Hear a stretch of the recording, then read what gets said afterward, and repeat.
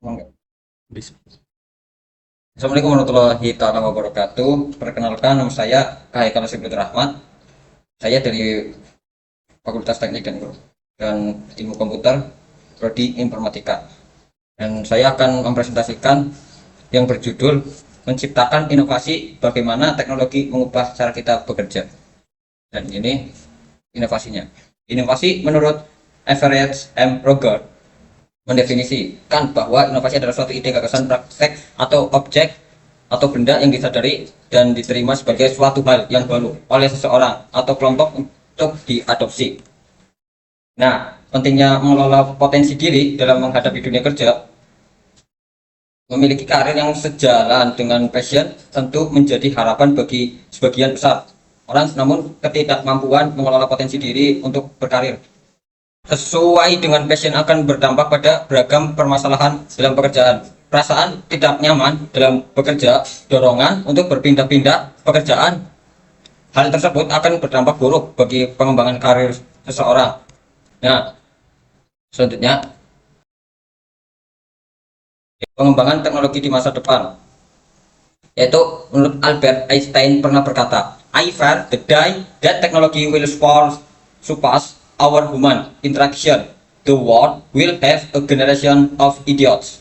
Ketika manusia sudah memiliki ketergantungan yang sangat tinggi terhadap teknologi, selalu ada kemungkinan bahwa sebagian manusia di bumi ini telah melupakan atau bahkan belum tahu bagaimana cara berinteraksi antara manusia. Maka janganlah kita memperkenalkan generasi muda terhadap teknologi pada usia yang terlalu dini, sebelum kita membekali mereka dengan hal-hal seperti sebagai berikut hingga mereka benar-benar menguasainya. Ada 4, yaitu sopan santun, budaya mengantri, menghargai hak orang lain, dan yang ketiga terbuka. Yang keempat itu kejujuran. Dengan keempat bekal di atas dapat dipastikan sebagai manapun tingginya teknologi, maka para generasi muda tidak akan pelongo-pelongo saat menghadapi dunia.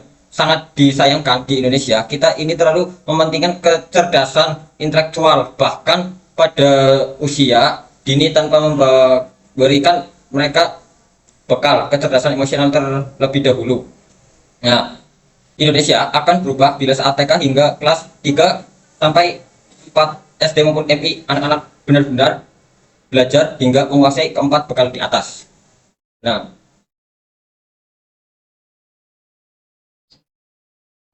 itu kemajuan teknologi. Apa sih itu kemajuan teknologi?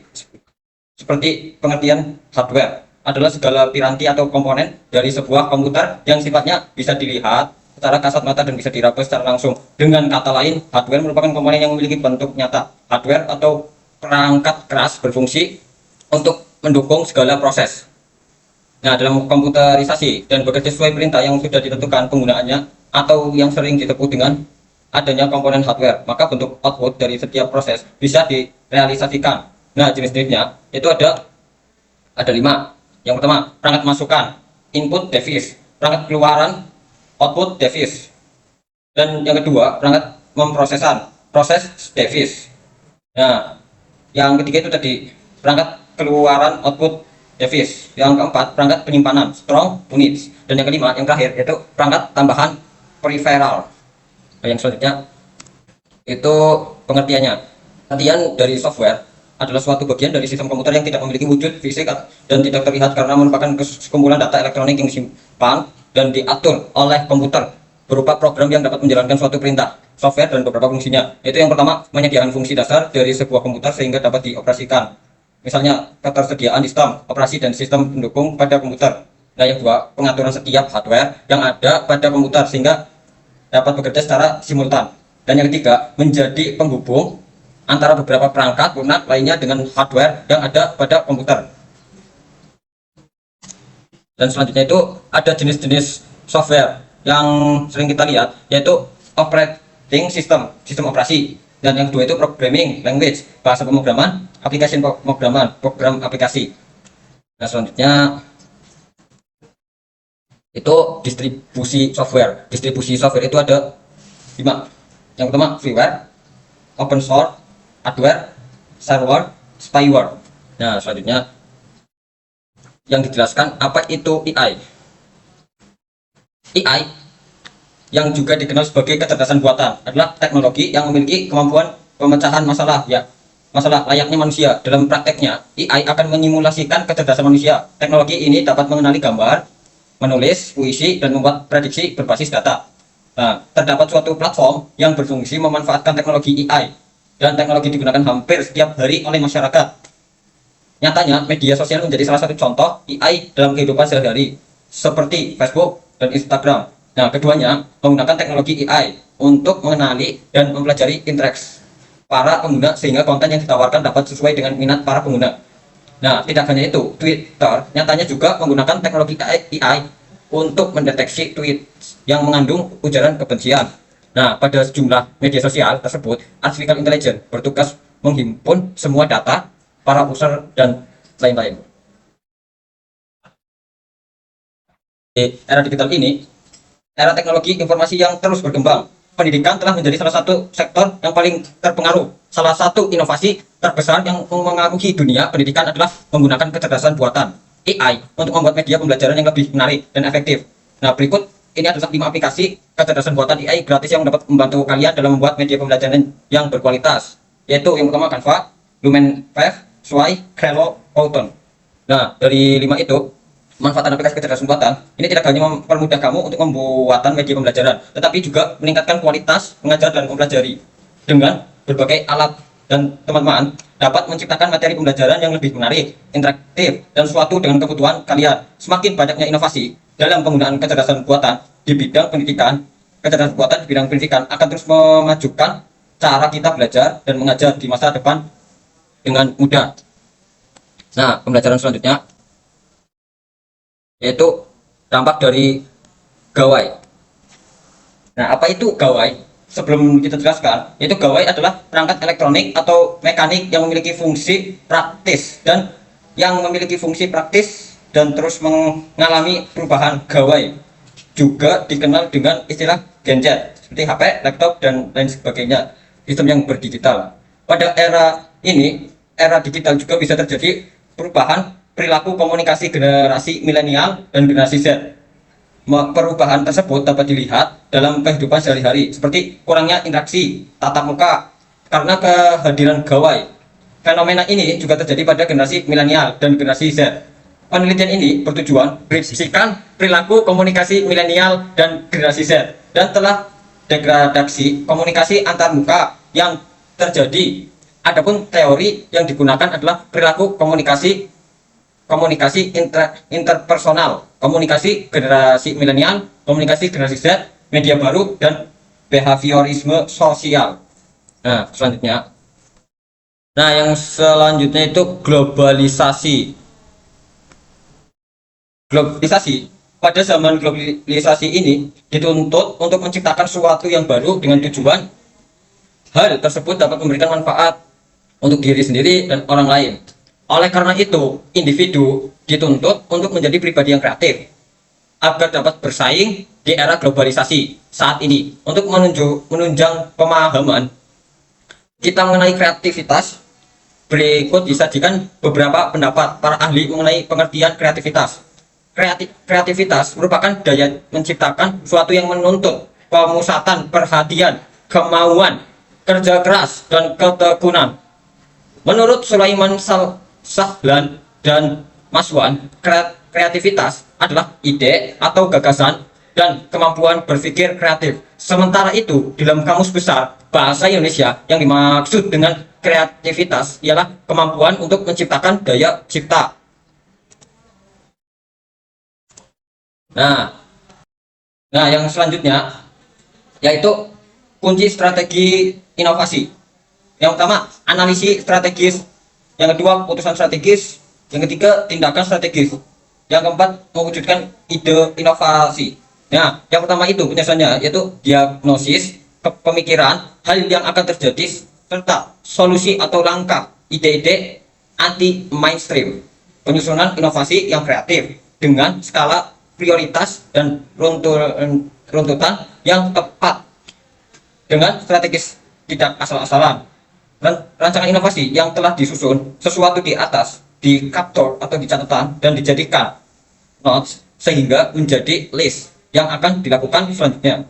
Nah, yang kedua itu keputusan strategis, yaitu penjelasannya hasil dilakukan atau tidak analisis di atas telah diperhitungkan dan dipikirkan secara matang sehingga tahu dampak kedepannya gimana. Alternatif harus disediakan guna menjadi plan A, plan B, dan seterusnya.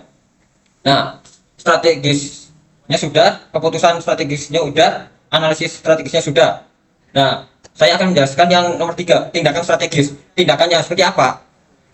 Ya, seperti membuat cara-cara pelaksanaan hasil di atas sesuai tahapan dan alur yang tepat sehingga menjadi sebuah tindakan yang berujung pada keberhasilan strategis inovasi. Nah, yang terakhir, mewujudkan ide inovasi.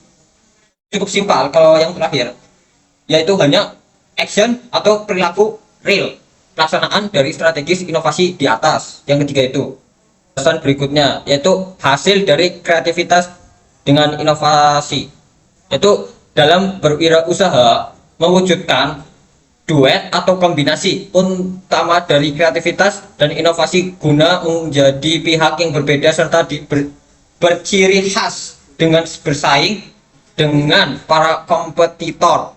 Hasil dari hal tersebut ialah sebuah pemikiran one step ahead atau satu langkah di depan dari para pesaing. Hal ini tentu menjadi sebuah pedoman dan keseharusan bagi para wirausaha agar usaha yang dijalankan menjadi sukses dan branding di mata masyarakat tersebut. Nah, masalah-masalahnya yaitu masalah etika teknologi informasi. Menurut Reinhard Mason, masalah etika teknologi informasi diklasifikasi menjadi 4 hal. Yang pertama, privasi, akurasi, properti, akses. Nah, yang dijelaskan yang dimaksud dari privasi itu yaitu hak individu yang mempertahankan informasi pribadi dari pengaksesan orang lain yang memang tidak berhak untuk melakukannya. Nah, yang kedua yaitu akurasi. Layanan informasi harus diberikan secara tepat dan akurat sehingga tidak merugikan pengguna informasi. Dan yang ketiga yaitu properti, yaitu pelindungan kekayaan intelektual yang saat ini digalakkan oleh HAKI, yang singkatannya hak atas kekayaan intelektual, mencakup 3, yaitu hak cipta, copyright, paten, dan rahasia perdagangan atau merek. Hak cipta itu hak yang dijamin kekuatan hukum yang melarang menduplikasi kekayaan intelektual tanpa izin pemegangan diberikan selama 50 tahun. Dan yang kedua itu paten. Apa itu paten? Paten itu bentuk perlindungan yang sulit diberikan karena hanya diberikan bagi penemuan inovatif dan sangat berguna. Ya, berlaku sehingga lamanya 20 tahun. Yang terakhir itu rahasia perdagangan atau merek. Perlindungan perdagangan terhadap kekayaan dalam perdagangan atau merek tersebut yang diberikan dalam bentuk lisensi atau kontrak. Nah, yang penjelasan terakhir itu akses. Semua orang berhak untuk mendapatkan informasi, perlu layanan yang baik dan optimal bagi semua dalam mendapatkan informasi yang diinginkan. Nah, yang selanjutnya, penjelasan selanjutnya itu pelanggaran etika dipengaruhi atau disebabkan oleh berbagai faktor seperti tingkat kebutuhan seseorang, lemahnya kontrol sosial yang ada, perilaku kebiasaan individu, serta pengaruh lindungan pergaulan. Etika merupakan hal yang sangat pokok dalam mengatur segala aktivitas manusia, menuntun manusia untuk berbuat sesuai apa yang dikehendaki dan disepakati masyarakat bersama. Apa yang dikehendaki dan disepakati masyarakat bersama, begitu pula dalam pemanfaatan teknologi informasi dan komunikasi. Etika dijadikan sebagai aturan dalam penggunaan TI agar tidak melanggar etika dalam teknologi informasi dan tidak merugikan orang lain. Nah, dalam dunia etika watak tersulit sangat disebut ya wataknya yaitu kesusilaan, disebut juga dengan istilah akhlak. Saya ada masukan sedikit dari kitab Jinatul Makrif, dikatakan bahwa akhlakun ya sifatul insanul adabiyah, yang artinya akhlak ialah segala sifat manusia yang terdidik. Dalam Al-Quran surat Al-Qalam ayat 4 dikatakan bahwa dan sesungguhnya engkau Muhammad berada di atas budi pekerti yang agung.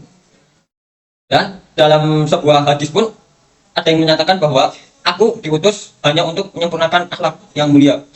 Dalam dunia teknologi informasi atau IT maupun informasi teknologi, masalah yang berhubung dengan etika dan hukum akan bermunculan, mulai dari penipuan, pelanggaran, pembobolan, informasi rahasia, persaingan curang, sampai kejahatan yang sifatnya pidana sudah sering terjadi tanpa dapat diselesaikan secara memuaskan melalui hukum dan prosedur menyedihkan yang ada saat ini, mengingat kurangnya landasan hukum yang dapat diterapkan untuk perbuatan hukum yang spesifik tersebut seperti pembuktian dan alat bukti. Semua itu harus spesifik dari inovasi tersebut.